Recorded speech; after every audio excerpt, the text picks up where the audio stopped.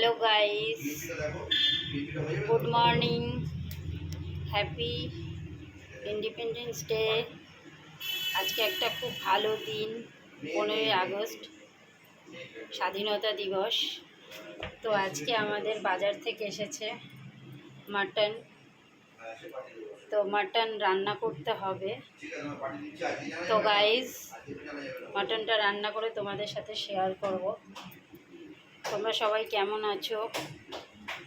সবাইকে good morning. সবাই ভালো থাকো, আজকের দিনে আনন্দ করো, খাওয়া দাওয়া করো, সুস্থ থাকো। এখন আমাকে মাটনটা রান্না করতে হবে। তো গাইস, রান্না করার পর আবার ফিরে আসছি। তো কার বাড়ি কী রান্না হচ্ছে কমেন্টস করে জানাও। মাটনটা রান্না হওয়ার পর আবার তোমাদের দেখাচ্ছি।